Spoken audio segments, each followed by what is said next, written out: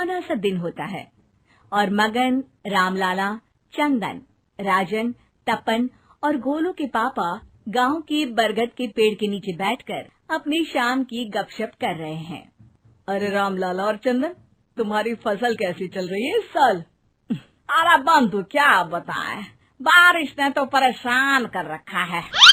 सही बात, बारिश की कमी ने दिमाग खराब कर दिया है। सरपंच गांव वालों के लिए एक खबर लेकर आता है। अच्छा मेरे गांव के भाइयों, सुनो जरा, हमारी सरकार ने किसानों के लिए शहर में एक सेमिनार का आयोजन किया है, जिसमें वो खेतों के बारे में और भी कुछ जानकारी देंगे। तो मुझे लगता है कि हमें वहां जाना चाहिए। सरपंच जी, मेरे खेतों में कीड़ों ने परेशान कर दिया है, उसके लिए कुछ जानकारी मिलेगी क्या? बिल्कुल, तुम्हारे खेतों के बारे में तुम्हें सारी जानकारी देंगे वो लोग। तुम तीनों को जाना चाहिए, बहुत फायदा होगा तुम्हें उससे। ये कहकर सरपंच वहाँ से चला जाता है और तीनों सोचते हैं कि वो शाम के वक्त मैदान पर मिलेंगे और वहीं से रवाना हो जाएंगे।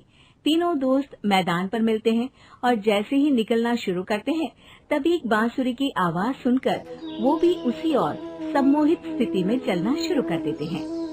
कुछ बच्चे हर बार की तरह अपना दोपहर का फुटबॉल का गेम खेल रहे हैं। पकड़ लिया, पकड़ के दिखा मुझे, इतना भी नहीं कर सकता। अच्छा, कितना भागेगा? आखिरकार तो मेरी पकड़ में आ ही जाएगा। हाँ, तुझे पता नहीं तपन, राजन कितनी तेज दौड़ लगा सकता है। खेलते खेलते अचानक से एक बांसुरी की मीठी आवाज सुनाई पड़ती है। सारे बच्चे उसका पीछा करने लगते हैं। शाम हो गई है और बच्चों के घर न आने की वजह से उनकी माँ मैदान में पहुँच जाती है। राजन बेटे, अरे ओ राजन बेटे, किधर चले गए? इतनी देर हो गई, घर वापस क्यों नहीं आए बेटे? तपन बेटा, चलो घर, शाम हो गई है, कितना खेलोगे? और गोलू, ओ गोलू। तीनों की माँ एक दूसरे को देखने लगती है और उन्हें एहसास होता है कि उन तीनों के बेटे घर आए ही नहीं। अरे राजन और गोलू की मम्मी, आप इधर? राजन और गोलू घर नहीं आए क्या अभी तक? नहीं तो दोपहर में राजन मुझे बताकर गया था कि वो तपन और गोलू के साथ खेलने जा रहा है। मैंने सुना है कि गांव में एक चुड़ैल घूम रही है, कहीं वही तो नहीं ले गई ना हमारे बच्चों को? एक उम्मीद की आशा लेकर तीनों अपने बेटों की फिक्र में सरपंच के घर जा पहुंचती है। सरपंच अपनी शाम की चाय पी रहे हैं और अखबार पढ़ रहे हैं। तभी तीनों की माँ हड़बड़ी में भागकर उनके पास आती है। अरे अरे, आप तीनों इतनी डरी हुई क्यों हो? क्या हुआ? ऐसी क्या बात हो गई?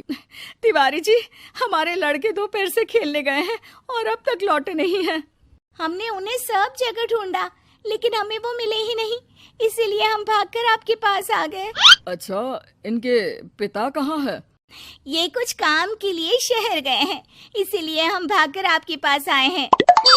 हाँ, मैं उसके बारे में भूल ही गया था। एक काम कीजिए, मुझे उस जगह लेकर चलिए जिधर वो आखिरी बार खेल रहे थे। सरपंच घर से एक डंडा लेकर तीनों के साथ मैदान की ओर निकल पड़ते हैं।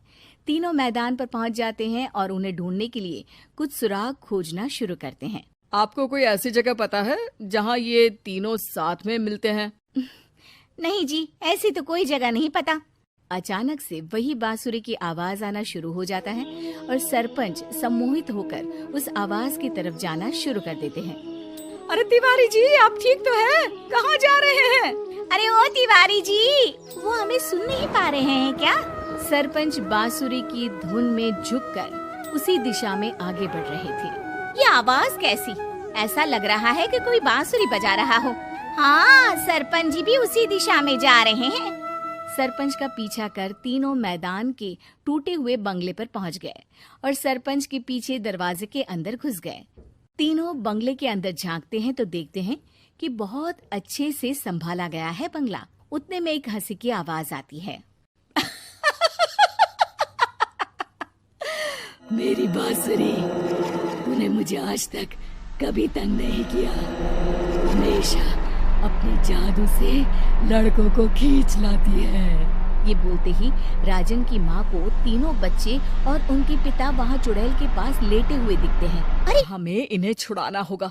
एक काम करते हैं, राजन की मम्मी गोलू और तपन की मम्मी को एक प्लान बताती है। बिल्कुल सही कह रही हो राजन की मम्मी, चलो आज इस चुड़ैल को मजा चखाते हैं। तीनों माएं अपने छुपने की जगह से बाहर निकलती हैं और एक्टिंग करना शुरू कर देती है। ये तो बढ़िया है, अब इसका असर औरतों पर भी हो रहा है। वाह जी वाह।